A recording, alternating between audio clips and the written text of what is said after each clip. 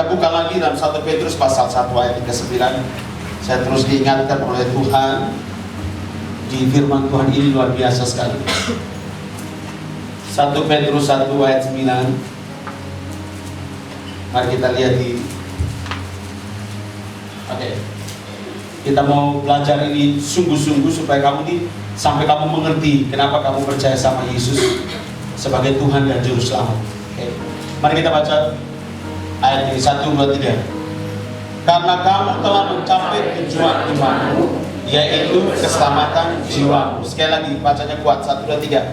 Karena kamu telah mencapai tujuan imanmu, yaitu keselamatan jiwamu. Sekali lagi 1, 2, 3. Karena kamu telah mencapai tujuan imanmu, yaitu keselamatan jiwamu. Ini Petrus bicara kepada sidang jemaat Tuhan yang ada di sana.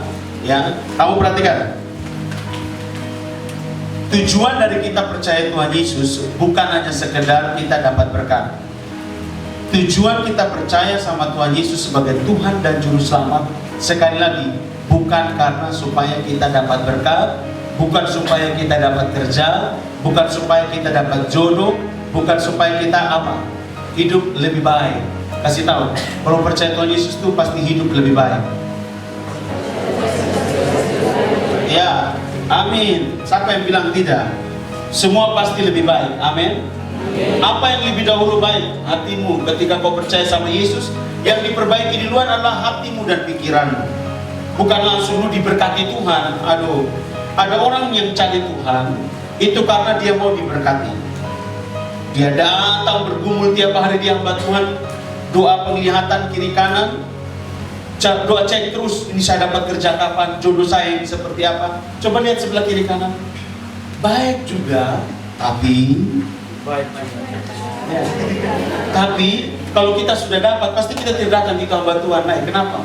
Nanti alasan, patung capek, minta maaf Mae ini hari ini beta mau pisu rencana mau pi, tapi lu hanya pendek rencana. Coba lihat sebelah kiri muka kayak rencana. Rencana, pokoknya beta susah tapi kayak ada bikin beta sibuk saat. Nanti kita lihat itu apa sebenarnya. Tapi kamu lihat tujuan iman kita percaya Yesus bukan hal-hal yang tadi saya sebutkan. Amin.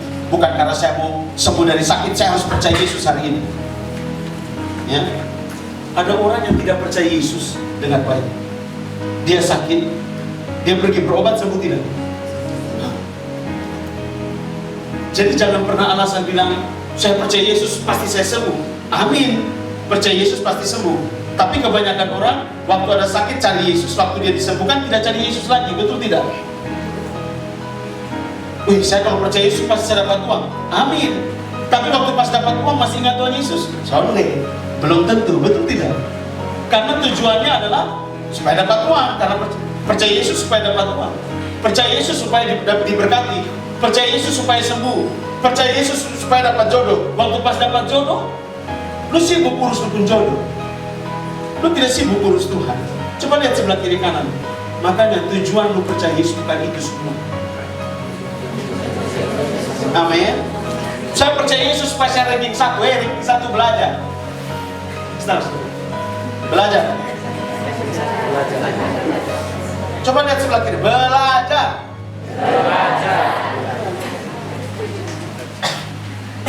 So mau ranking 1. Saya yang penting saya tidak usah belajar, saya percaya saja. Nanti tinggal dia omong-omong sama saya, pilihannya apa yang benar. Hai, duduk pun kesantai. Kasih tahu sebelah kiri kan, kalau mau ranking 1, kalau mau berhasil, belajar dan kerja keras. Plus yang lebih penting adalah berdoa. Di dalam berdoa itu harus disertai dengan percaya. Percaya siapa? Bisa mengerti? Tapi bukan tujuan itu. Tujuan iman kita percaya Yesus adalah untuk keselamatan jiwa kita. Kenapa Kak Victor kita nih percaya Yesus tapi bukan tujuan untuk kita sembuh? Yang sembuh itu tubuh jasmanimu, betul tidak? Yang diselamatkan apa? Jasmanimu atau jiwamu? Nah, kau butuh makan, yang makan nasi yang kenyang itu daging kau. Jiwa kau tidak kenyang, sama saja, dia sama dari dulu sampai sekarang sama. Yang haus bukan jiwa kau, tapi tubuh kau. Jadi kau pergi ambil air, kau pergi beli di sana, kau pergi ambil, oh dingin enak nih. Yang segar apa? Tubuh jasmani atau tubuh rohani? Tubuh jasmani. Yang lapar, beta lapar, di beta lapar. Lapar rohani atau lapar perut ini? Nah, lihat. Semua yang saya sebutkan tadi, itu kebutuhan jasmania. Lu sakit, tubuh jasmania. Butuh didoakan, butuh obat, butuh dokter, butuh bidan, butuh perawat, betul tidak? Nah, begitu. Jadi semua kebutuhan jasmani atau kebutuhan jiwanimu atau rohanimu. Nah, sedangkan keselamatan yang Tuhan berikan itu buat jiwamu, buat rohanimu, buat manusia rohmu. Halo? Tapi di sisi lain, kalau kamu tidak jaga ini tubuh supaya sehat, kau bisa mati sedu. Kalau kau mati sedu, kau tidak bisa buat banyak-banyak buat Tuhan, betul tidak? Tapi kadang-kadang kau tunggu umur semakin panjang, semakin harpa biru. Coba lihat sebelah kiri kamu. Jangan Tuhan kasih lu tambah 1 tahun lagi, lu pikir itu panjang umur. Kamu? Nah, kenapa?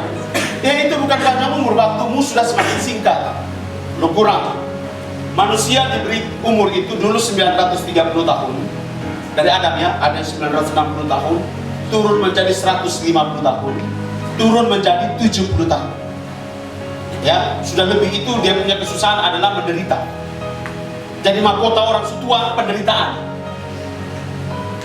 Kenapa? Tulang bengkok. Kenapa? Keriput mata pucat. Tahu mata pucat? Bukan buta lagi, pucat. Artinya kelihatan normal, ternyata sudah melihat. Semakin tua semakin kekanak-kanakan, begitu. Coba lihat sebelah kiri kan, hati-hati ya. Kasih tahu sebelah kiri kan, hati-hati. Jadi jangan sampai kita hanya cuma urus masalah apa? Jasmani. Ini kasih tahu, tujuan iman saya adalah keselamatan roh saya. Jadi apa semua yang saya sebutkan itu adalah apa, teman? Kebutuhan jasmani. Lu kasih makan lu pun tubuh, lu kasih senang lu pun tubuh. Hei, yang sengsara ini di dalam tubuh ini. Yang sengsara apa? Yang di dalam tubuh ini. Jadi tujuan kita percaya Yesus tidak dahsyat banget. Keselamatan jiwa kan. Persoalannya, sekarang kamu ada tinggal di dalam tubuh jasmani. Minggu lalu kan saya kasih contoh, kamu ini dari Sion semua, dari tempat di mana Bapak kita ada di Sion namanya, sesuai Mazmur 87. Dalam 1 hari ayat yang kelima, dalam 1 hari kita dilahirkan dan diperanakan di Sion. Dalam 1 hari Bapak memperanakan kita. Ya. Dalam 1 hari set jadi. Ada Victor di situ, ada Irfan di situ, ada Prince di situ, ada Ria di situ, ada siapa saja di situ. Semua kita ini ada. Makanya kadang-kadang lu jalan-jalan di satu tempat, lu minta kayak kenal ini orang di mana? Baru sudah pernah ketemu ya? Ini sudah kasih tahu. Memang dulu kita saling kenal. Dulu kita ada dalam satu rumah yang sama, yang disebut Gunung Kudusnya Tuhan. Tapi ketika kita diutus turun ke bumi, kita menjadi orang yang amnesia, atau orang yang tidak lagi mengenal satu dengan yang lain. Bahkan lu sendiri tidak kenal siapa dirimu. Makanya lu mencari-cari identitas kamu. Makanya iblis nomor, nih identitas kamu tuh ini. Kok? Iya, lu tuh dari beta. Begitu, mabok saja, rokok saja, nonton film BF saja. Lu pacarin semua perempuan, tidurin aja. Begitu, itu identitas saya. Yeah. Syukur-syukur kalau kau tiba-tiba umur 13 tahun sudah kenal Tuhan. Syukur-syukur umurmu 15 tahun kenal Tuhan Yesus. Syukur-syukur kalau kau punya umur 20 tahun sudah kenal Tuhan Yesus. Ada yang umur baru 60 tahun, baru 60 tahun, baru dia bilang begini, adik-adik, lihat ini, sampai masa tua pun kami menyembah. Saya baru percaya Yesus 2 tahun. 60 tahun, berarti 58 tahun. Berarti dari dia umur berapa tahun? 12 tahun. 58 kurang 12 berapa ya? Di matematika cepat. 46 tahun dia ngapain? Coba kita tanya. Kan umur 5 disebut dengan umur akil balik, itu umur 12 tahun. Jadi kita mulai hitung anak manusia, satu anak manusia, disebut sudah berdosa itu umur 12 tahun. Dia mulai akil balik, dia suka ini setan, ini condet, ini porno atau sondet, dia mulai tahu. Dia mulai bisa lihat yang jahat. 46 tahun dia ngapain? Baru dia melayani Tuhan 60 tahun. Adik-adik tetap semangat. Pergunakan masa muda adik-adik. Jangan seperti Bapak ini. Sudah lambat tapi tetap mau melayani Tuhan. Kasih tahu sebelah kiri kanan. Masih muda begini, semangat. Semangat untuk apa? Mencapai tujuan iman kita, yaitu apa? Keselamatan jiwa. Kasih tahu, tujuan iman saya percaya Yesus supaya saya selamat. 1, 2, 3. Nah, persoalannya begini. Waktu kau mengerti ini, ada satu penghalang yang disebut dengan masalah. Penghalang atau masalah ini bukan dari setan, tapi dari diri kita sendiri, yaitu keinginanmu dan nafsu. Keinginan dan nafsu ini tinggalnya di mana? Di daging. Itu masalahnya. Daging yang mana? Daging yang ini. Di mana jiwa kita, manusia roh kita yang dari Sion itu tinggal di dalam daging ini. Jadi mau tidak mau kita sedang terjebak di dalam tubuh daging, betul tidak? Manusia roh kita, firman Tuhan bilang apa? Memang roh itu penurut, tetapi daging itu lemah. Dia dilemahkan oleh apa? Keinginan dan nafsunya sendiri. Perhatikan sini, jangan lihat-lihat yang lain-lain. Lihat sini, lihat apa? Daging. Kenapa daging lemah? Karena dia ditaklukkan dengan keinginannya sendiri. Dia ditaklukkan dengan hawa nafsunya sendiri. Dan kita tinggal di dalam daging yang punya keinginan dan nafsu. Manusia roh kita mau menuruti seluruh kehendak Tuhan, betul tidak? Manusia roh kita kepingin melakukan apa yang Tuhan perintahkan. Manusia roh kita kepingin melakukan apa yang diperintahkan Tuhan, kepingin sangat, supaya kamu tahu. Makanya kadang-kadang kalau katong sebuah salah, ada suara kecil di hati, betul tidak? Yang bilang begini, berdoa, minta ampun sama Tuhan. Tapi ada satu keinginan yang timbul, ada perasaan dari daging bilang begini, lu sudah berdosa. Buat apa lu najis? Lu sudah layak. Betul tidak? Manusia roh ini bilang begini, ayo doa, ayo baca Alkitab. Tapi manusia dari bilang, nonton.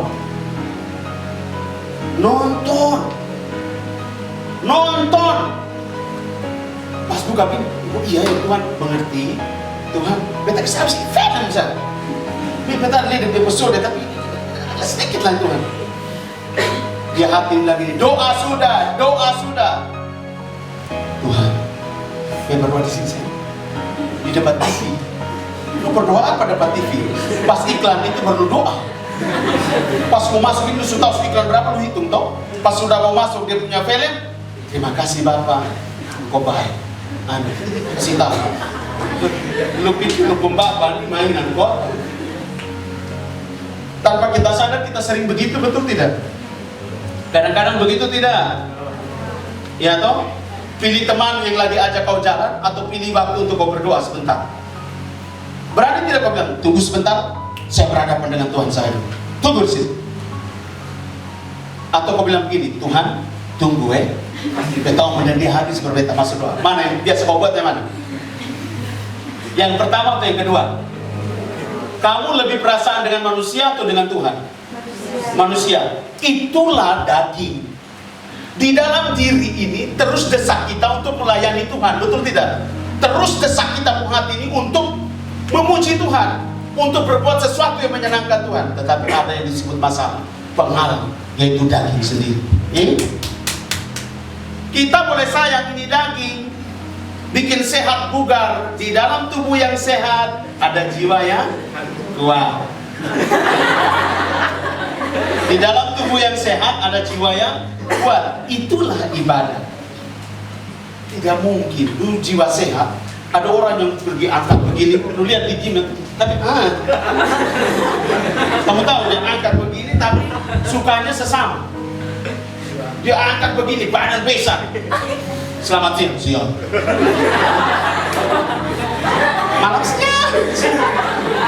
Ini badan otot besar, ini tapi kamu lihat itu tubuh sehat tidak? Sudah terlalu sehat. Tapi jiwa semi sehat. Ngerti maksudnya? Jadi belum tentu perkataan yang bilang di dalam tubuh yang sehat ada jiwa yang kuat. Belum tentu. Tapi di sisi lain kamu harus membuat jiwamu semakin membuat tubuhmu juga sehat. Ada amin? Supaya panjang umurmu. Ada amin? Supaya apa? Panjang umurmu, supaya kuat. Sudah umur 70 tahun masih seperti tentara yang angkat itu basoka. Pastor sebelah kiri kanan. Wih, luar biasa ya. Umur 70 tahun angkatnya basoka. Kasih tahu. Lu masih restop, lu masih jalan-jalan, lu masih lompat-lompat, lu masih main band.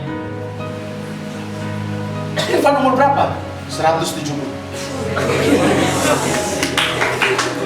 Sekarang saya tanya kamu, yang membuat orang mati itu gara-gara apa? Tubuhnya tidak kuat bertahan di dalam usia, betul tidak?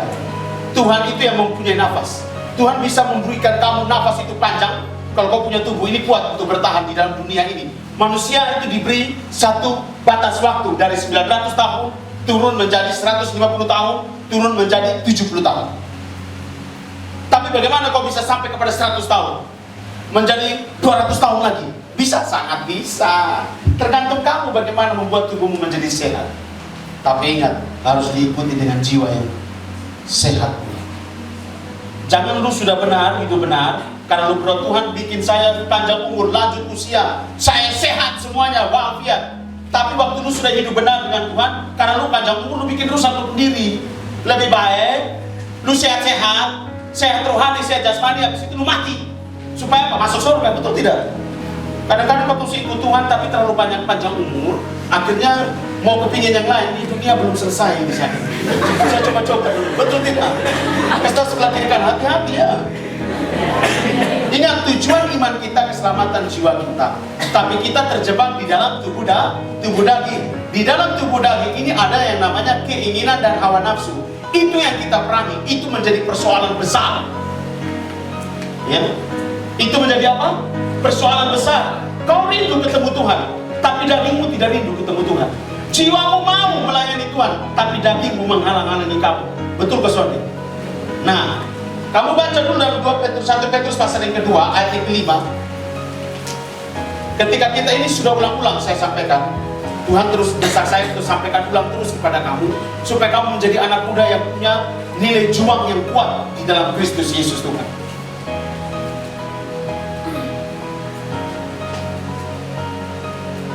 Oh, 2 Petrus 1 Petrus 2 Hah? 2 Petrus 1 ayat 5 2 Petrus 1 ayat yang 5. Sorry ya. Oke, kita baca sama-sama. 1, 2, 3. Justru karena itu kamu harus dengan sungguh-sungguh berusaha untuk menambahkan imanmu. Titik dulu. Kamu lihat, justru karena itu kamu harus berjuang. Kata berusaha itu artinya berjuang. Kamu harus berjuang dengan sungguh-sungguh, bukan main-main. Kenapa harus dengan sungguh-sungguh? Karena daging ini juga berontak jalan terus. Daging ini juga berperang untuk menghalang-halangi manusia roh kamu ketemu dengan pencipta. Ada orang yang kelihatan rohani tapi belum tentu hatinya, manusia rohnya, jiwanya itu rohani. Dia hanya cuma mau aktivitasnya daging ini kelihatan supaya orang lihat, oh kan daging ini kan yang dapat dilihat, betul tidak? Manusia roh kau dapat lihat tidak? Tidak dapat lihat. Jadi aktivitas kalian ini kalau negatif, kalau munafik, berarti manusia roh kamu yang ada di dalam tubuh daging ini mati. Artinya terpenjara. Dia tidak bisa mengontrol tubuh kamu. Tapi kalau kamu melakukannya dengan sungguh-sungguh, dengan hati yang bersih, dengan pikiran yang terfokus hanya kepada Kristus, maka tubuh daging kamu ini lihat, yang memperlihatkan kamu sungguh-sungguh, berarti manusia roh yang ada di dalam diri kamu apa? dia tidak terkurung dengan keinginan dan hawa nafsu dari daging itu. Justru dia telah berhasil menaklukkan keinginan daging dan hawa nafsu. Amin. Jadi kita ini di dunia yang fana ini juga berjuang. Nah, berjuang dengan keinginan kita sendiri. Berikut, itu yang pertama. Yang kedua, persoalannya, kita punya keinginan ini bisa dibangkitkan kalau ada sesuatu yang memicu. Hawa nafsu seseorang bisa bangkit di dalam tubuhnya itu kalau ada yang memicu.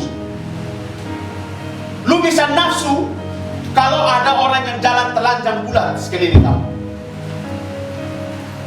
Tapi kalau lihat pohon terus, mau nafsu? Tidak ada. Coba kau lihat itu anjing babi dong ada pakai ini celana, pakai CD, so deh tuh. Dan jalan telanjang udah ada nafsu. Permisi mandi bu tete jalan-jalan gitu udah ada nafsu. Sande. Tapi coba permisi lu pergi di Pantai Kute, baru lu sudah pernah lihat bule pakai semua yang keluar di luar. Kemudian lu bilang gini, Tuhan ampuni dosa, Tuhan ampuni dosa, Tuhan ampuni dosa, Tuhan ampuni dosa. Malah lu bisa bikin hal-hal yang negatif. Kemudian lu lihat bule, saya ini kan tidak suspek, parah ini. Bule ini suspeknya sini 4, di sini 4, 8, di tengah-tengah 1, 9, 10 di sini. Sadis, bantengnya luar biasa. Saya percaya nona-nona tidak akan pernah bilang gini. Hanya bilang gini, Tuhan ampun. Yang terbaik ini, yang terbaik ini. Kasih tahu sebelah kiri kanan. Itu manusiamu, itu daging, bukan manusia roh. Berarti orang bisa nafsu karena ada yang memicu, betul tidak? Kalau saya seminar Love Sex Dating, saya akan kasih peragakan bagaimana nafsu itu mulai dibangkitkan dalam diri seorang wanita dan seorang pria. Semua dimulai dari pegangan tangan yang kecil. Sini sayang, kita langgar sama-sama. Langgar jalan ini, tidak banyak motor, tidak banyak otot. Hanya mau betul-betul romantis. Pegang tangan. Saya nggak lewat. Woi, luar biasa ya. Semua diawali dengan berpegangan tangan. Kemudian mulai berpelukan di pinggang. Bukan langsung dilewat aja begini. Pinggang. Ya. Lihat, selalu ada kesempatan. Selalu ada kesempatan dan selalu ada situasi yang sangat mendukung. Pas jalan mau lewat pegang tangan. Ya tuh. Pas naik motor saya peluput lagi. Kesempatan? Nah, betul tidak? Berarti keinginan itu akan muncul kalau ada situasi dan kondisi yang mendukung untuk keinginan itu bangkit. Nah, saya mau beritahu kamu satu rahasia. Iblis tidak akan pernah bisa menyentuh kamu. Tidak akan pernah bisa apa? Menyentuh kamu. Kenapa tidak bisa sentuh saya, Kak Victor? Karena Yesusmu telah mati di atas kayu salib. Dia telah mengampuni segala dosa-dosamu. Sehingga maut dan kerajaan maut tidak berkuasa atas hidupmu. Tapi lihat, mau memanfaatkan apa? Keinginan yang ada di dalam dirimu. Supaya keinginanmu itu bangkit. Keinginan apa, Kak Victor? Keinginan daging, keinginan mata, keangkuhan hidup, dan seluruh hawa nafsu, hawa nafsu, nafsu jahat, nafsu orang muda yang bercokol di dalam tubuh daging kecil ini. Kamu bayangkan dia berjuang kayak apa? Maka maut mulai lihat, oh di situ nih dia suka nonton film BR. Berarti kita harus menciptakan satu kondisi, satu situasi di mana semua orang di dalam rumah tidak ada, internet ada, komputer ada. Pikirkan hati-hati. Nah, kamu lihat. Jadi kamu lihat ini poin yang berikut. Tadi pertama kita terjebak di dalam tubuh daging yang punya apa? Keinginan dan hawa nafsu. Yang kedua, keinginan dan hawa nafsu ini tidak bisa dibangkitkan kalau tidak ada di dalam satu situasi dan kondisi yang mendukung untuk keinginan dan hawa nafsu yang bercokol di dalam tubuh daging kamu ini keluar. Makanya iblis dia memanfaatkan di situ. Dia ciptakan kondisi dan situasi. Dia buat satu situasi dan kondisi yang buat kau marah-marah. Dia buat situasi dan kondisi yang membuat engkau bisa berpikir negatif tentang orang. Dia buat satu kondisi yang bisa membuat engkau maki orang, bisa bunuh orang, bisa bikin hal yang menyakiti hati Tuhan. Artinya keinginan daging di dalam tubuh daging ini berkeluar hanya gara-gara satu situasi. Ya, kamu lihat satu contoh yang paling praktis di Alkitab adalah Yusuf. Ketika istri Potifar, kau pikir istri Potifar itu sudah tidak pakai apa-apa? Telanjang bulan. Yusuf masih enggak. Iya ibu, ke mana? Mana sini? Yusuf melayani suami saya ini luar biasa sini. Pas masuk, main tusuk, buka. Mari, urut mak dong. Kau pikir apa yang dilakukan oleh Yusuf? Kalau Yusuf respon situasi itu, sudah pasti Yusuf tidak akan menjadi pemimpin yang bisa selamatkan 12 suku Israel. Betul tidak? Betul tidak? Yusuf tidak akan menjadi seorang pengaruh di Mesir. Tidak mungkin terjadi. Rancangan Tuhan itu pasti tertunda sedemikian rupa. Tapi Yusuf tahu bahwa ini cara iblis untuk membangkitkan gairah. Emangnya Yusuf tidak lihat kemudian bilang putih? Pasti toh manusia mulai putih lagi. Karena dia pikir bukan putih untuk dia main itu istri Potifar, tapi dia lihat putih, tapi ini putih yang membahayakan diri dia dan masa depannya. Maka dia lari sejauh-jauhnya. Jadi kalau kamu tahu iblis sedang menciptakan situasi dan kondisi untuk menjatuhkan kamu, apa yang harus kamu perbuat? Yang pertama apa? Lari. Ngomong lari. Ngomongnya kuat. Lari. 1, 2, 3. Lari. Amin. Jangan lari. Kau sampai ambil baju kasih dia dong. Astaga. Lari. Ada amin. So kau tuh lagi penginjilan dia kan dari hati. Hei. Sudah. Tanya ini saya. Jangan. Kau injili orang pelacur baru kau bilang gini. Kenapa bisa begitu? Ada manis ini. Itu nona pasti dia bilang gini. Cuma soalnya kan tanya-tanya. Kasih tahu sebelah kiri kan. Dari follow up jadi follow me. Kan ikut-ikut dulu. Dari mulai kau yang ikut, dia mengikuti kau, terakhir kau ikut dia. Terakhir dia mulai memanjakan kamu dengan membangkitkan gairah. Dia datang dengan celana pendek, dia datang dengan dia punya BH di luar, dia datang dengan dia punya bibir mempet, dia datang bilang gini, Kak, beta sendiri di kos nih, beta jablay. Tahu jablay jarang dibelai. Hati-hati, kasih tahu sebelah kiri kanan. Iblis tidak bisa sentuh kau, tapi dia memanfaatkan keinginan yang di dalam tubuh kamu. Dan sekarang saya tanya kamu, kau jalan di depan rumah saya kan ada jambu yang sudah merah-merah. Kau jalan saja, apa yang kau lihat ketika kau melihat jambu saya merah? Curi toh? Pencuri sudah minta tuannya. Saya akan marah anak-anak seluruh. Kalau mau ambil adik, mau makan, jangan curi. Tapi mintalah maka akan diberi. Begitu Om Victor, ya. Jadi biar Om Victor ada di mana pun kau berteriak, Om Victor, minta jambu. Nanti Om Victor datang dan kasih kamu dua-dua, satu orang satu. Maka pagi-pagi dong sudah begini, Om Victor.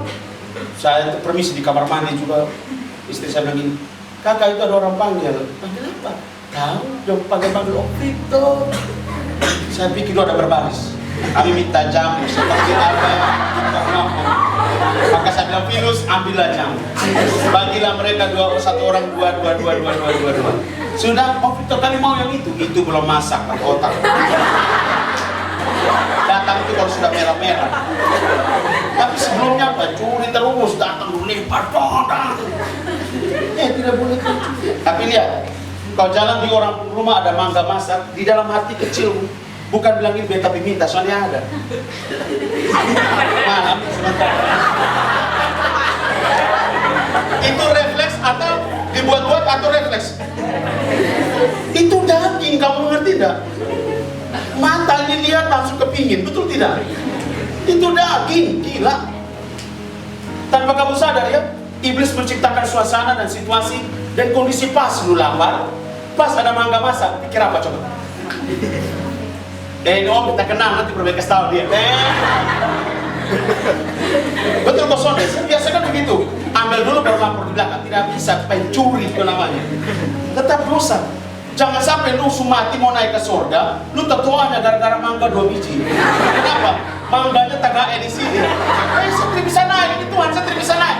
Kok ada mangga yang masih tagae di kaki ini? Kasih tahu sebelah kiri kan, hati-hati ya, gara-gara mangga sudah masuk surga. Sekarang saya kasih tahu kamu, Musa tidak bisa masuk ke tanah perjanjian di Israel sana waktu kejadian itu. Gara-gara apa? Tuhan suruh dia pukul pelan-pelan, dia habok. Tuhan suruh dia begini saja, kau keluar itu air di Meriba, tidak, dia pokok saja. Dia karena emosi tuh.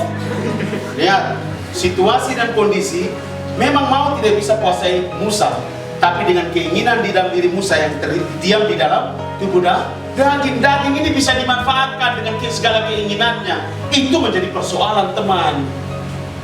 Makanya kalau kau lihat mangga masak, usahakan lari. Jamu masak, lari. Kasih tahu, orang ku ayam lewat, lari, lempar aja. Lempar bukan untuk mati, supaya kau lari, kau supaya jangan pencuri. Setuju katakan amin. Ada amin. Kemudian lihat nona manis di mall, lari. Orang mau bilang lu gila-gila di situ. Atau lihat begini langsung begini, tapi pasti kau membayang-bayangkan itu wajah itu cewek. Tuhan.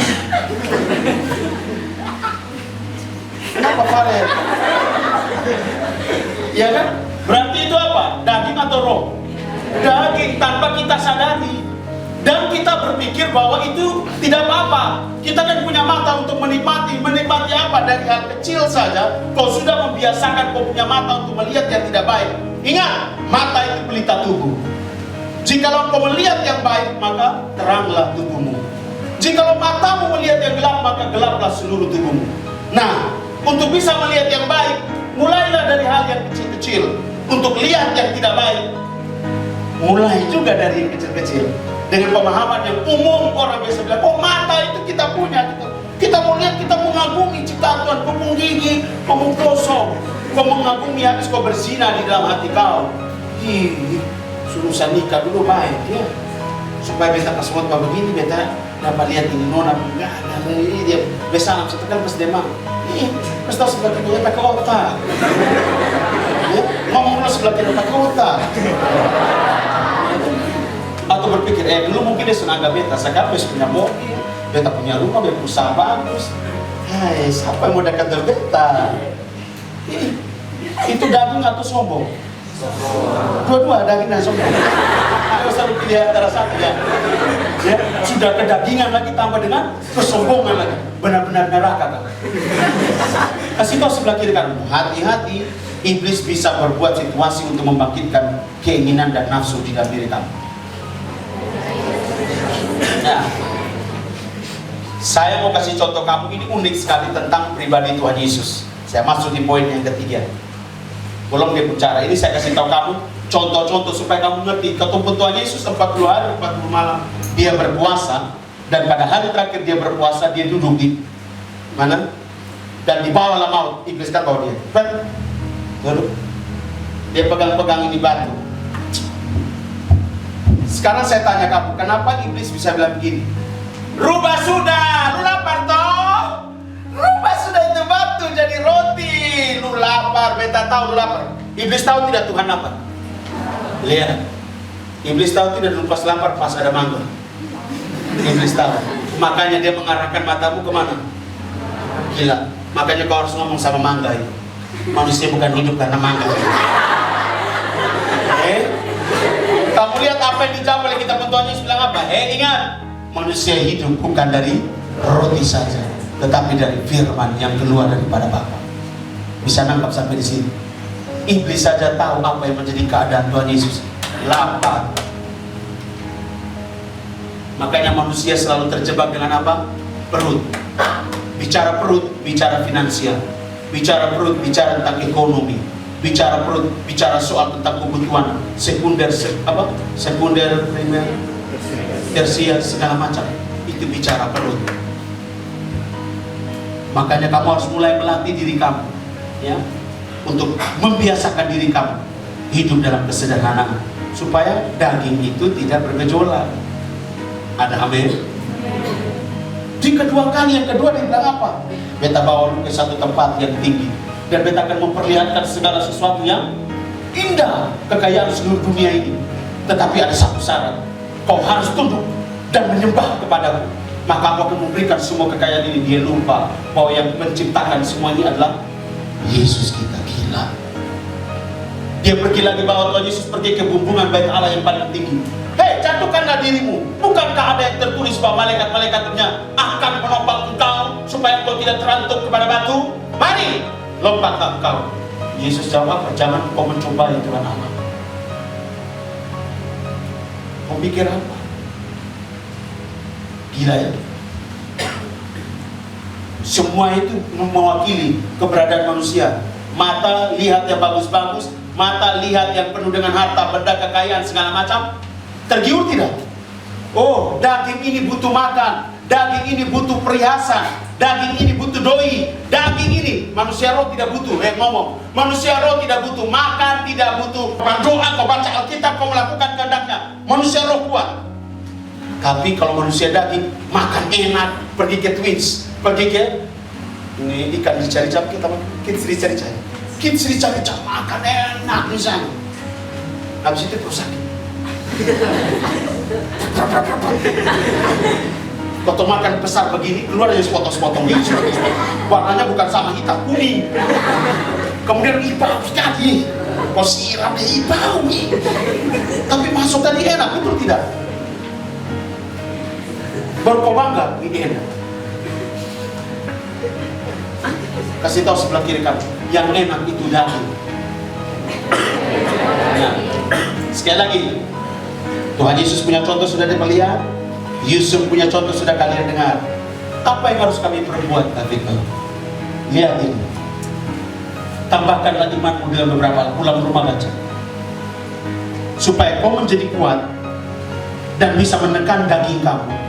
Tambahkan imanmu, karena tujuan imanmu adalah keselamatan jiwamu. Jiwamu bisa menjadi kuat, manusia rohmu bisa menjadi kuat kalau dia bisa bekerja sama dengan daging ini, di tubuh daging ini.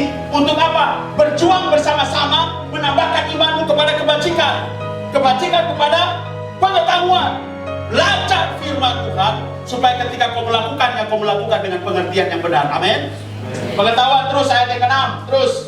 Kepada pengetahuan penguasaan diri, kepada penguasaan diri ketekunan, dan kepada ketekunan ada kesalehan, dan kepada kesalehan itu ada kasih akan saudara-saudara, dan kepada kasih akan saudara-saudara, kasih akan semua. Ayat yang ke-8 kamu lihat. Jikalau, sebab apabila semuanya itu ada padamu dengan berlimpah-limpah, kamu akan dibuatnya menjadi apa? Giat dan berhasil di dalam.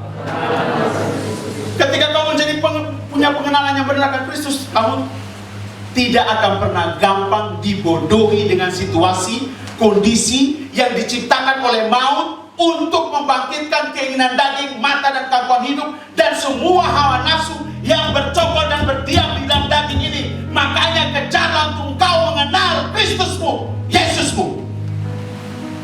Jangan jadi anak muda yang malas untuk berjuang. Kamu harus berjuang. Baca itu Alkitab pagi, siang, sore, dan malam. Jangan kalah dengan ini makan. Jangan kalah dengan ini daging. Kalau daging ini bilang sakit, baca saja Alkitab, berdoa terus. Kalau mata ini sudah 40 baht, bikin 90 baht, baca. Supaya apa? Manusia roh kamu kuat. Supaya tujuan dan target kita percaya sama Yesus itu tercapai, keselamatan jiwa kita. Betul tidak? Yang buat roh kita kuat, kita mati masuk surga. Hei, tubuh daging ini tidak berguna.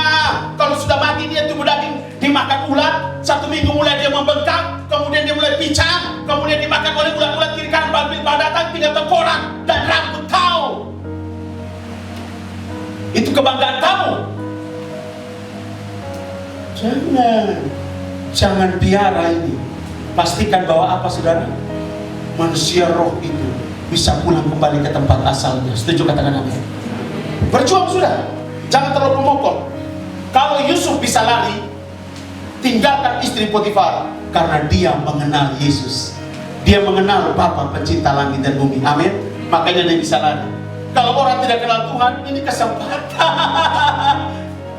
Dia suruh buka dada. Dia suruh bilang, mari urut mak. Yusuf kenal Bapa Pencipta. Amin. Maka dia lari. Lihat, Yesus adalah Tuhan.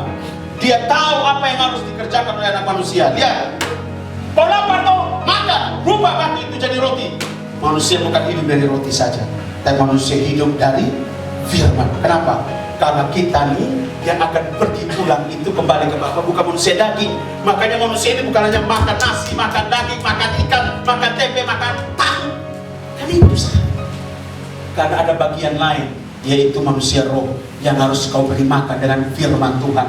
Ada amin? Yang harus kau beri makan dengan situasi dan kondisi dalam hadirat Tuhan. Berdoa. Caranya bagaimana? Baca Alkitab, mengenal Kristusmu secara pribadi. Dengar khotbah-khotbah yang memberkati kamu. Dengar pengajaran-pengajaran yang menguatkan iman kamu, supaya kamu kuat di dalam Kristus. Setuju, katakan amin.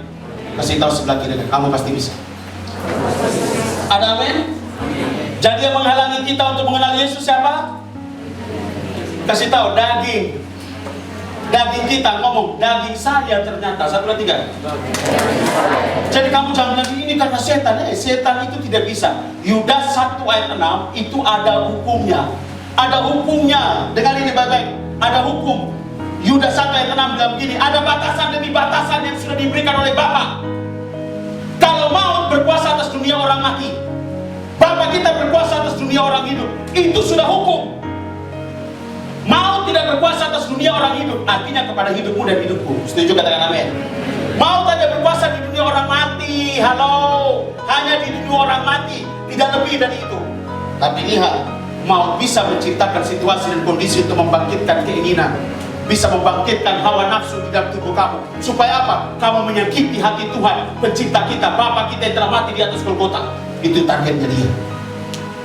Supaya kamu tahu, karena kamu biji matanya Bapa, kamu diperanakan, kamu dilahirkan dari rahimnya Bapa. Makanya dia bilang apa? Roh yang ada di dalam diri kamu, kuinginkan dengan cemburu, karena kamu adalah bagian daripada Bapa. Kamu diciptakan serupa dan segambar dengan Bapa. Itu artinya apa? Kamu bagian daripada Bapa. Sekarang saya tanya kamu, kalau bagian daripada Bapa yang menyakiti Bapa langsung, sakit tidak Bapa kita? Makanya iblis, cara dia menyakiti hati Bapa di surga adalah dengan cara apa? Dia menciptakan situasi supaya keinginan daging yang ada di dalam tubuh manusia, hawa nafsu yang ada di tubuh manusia, itu bangkit dan melakukan sesuatu yang najis, yang pastinya menyakiti hati Tuhan. Saya tidak mau kamu di sini melakukan hal seperti itu. Tuhan Yesus mau kau menyenangkan hatinya. Setuju, katakan amin. Berjuang saja, jatuh bangun, jatuh bangun. Jangan kau jatuh dengan kita sudah layak. Yang bisa bilang kau layak atau tidak layak hanya Tuhan. Dirimu, pendetamu, pemimpin rohanimu tidak akan pernah bisa bilang kau tidak layak. Kau layak, tidak ada yang bisa. Yang bisa bilang hanya Yesusmu. Ada amin? Mari berjuang terus. Jangan pernah mau dikalahkan oleh keinginan daging, mata dan gangguan dan hawa nafsu. Dan jangan pernah beri kesempatan buat iblis untuk menciptakan kondisi membangkitkan keinginan itu. Kalau itu sudah ada, kau lihat dengan matamu, lari. Kasih tahu, lari. Lari. Kalau iblis mulai menciptakan situasi dan kondisi, katakan sebelah kiri kanan, lari. Ngomongnya kuat, kau ke saudara tega, saudara rela begitu. Hei, kau mau mati masuk surga atau mau mati masuk neraka? Tujuan imanmu keselamatan jiwamu. Sayangi rohmu, sayangi manusia roh yang lebih kamu. Jangan terlalu manja ini daging. Memang hidup sehat, tapi jangan terlalu baik. Mau inilah, mau itulah, mau inilah, mau itulah, mau sana lah, sana. Terakhir sudah bisa kantong diri. Mari kita tutup kapal.